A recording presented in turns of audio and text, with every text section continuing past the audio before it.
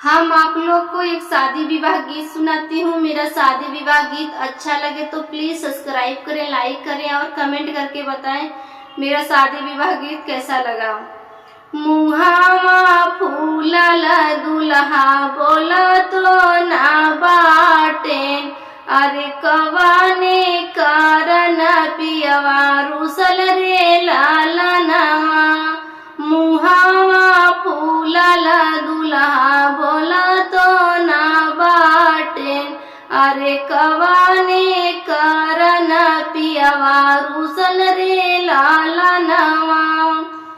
लगाला जेवनवा पिया जेवा तो ना बाटे, नरकवान कारण पियवा रुसल रे लालनवा।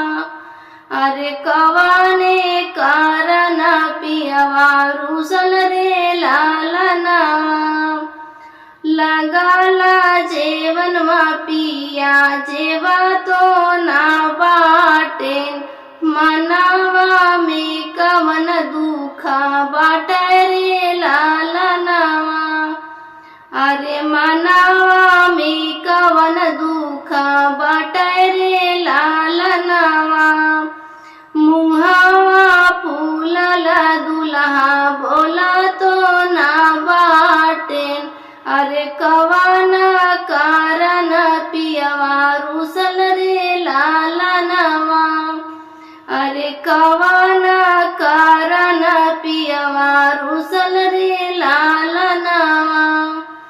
भरा लागिल पिया पिया तो ना बाटे, अरे मनावा में कवन गुस्सा बाटे रे लालनवा। अरे मनावा में कवन गुस्सा बाटे रे लालनवा।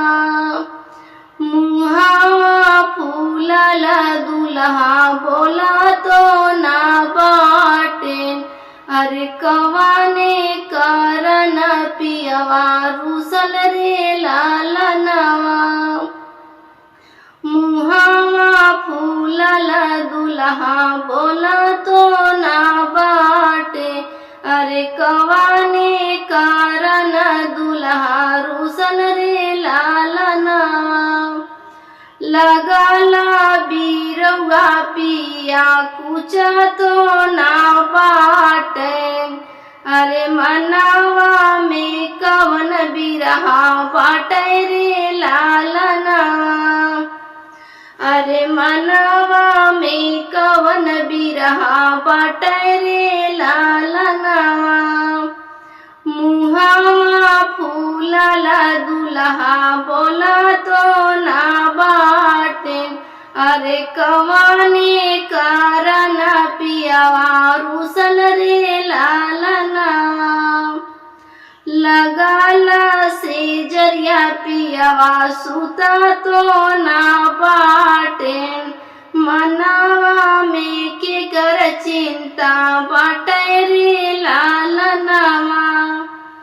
लगाला से जरिया पिया सुता तो ना बाटे, मनावा में के कर चिंता बाटे रे लालनवा। मुहावा फूलल दुल्हा बोला तो ना बाटे, अरे कवाने कारण पिया रुसल रे लालनवा। अरे कवाने कारण पियवा रुसल रे लालनवा। मेरा गीत अच्छा लगा होगा तो प्लीज सब्सक्राइब करें, लाइक करें और कमेंट करके बताएं कैसा लगा।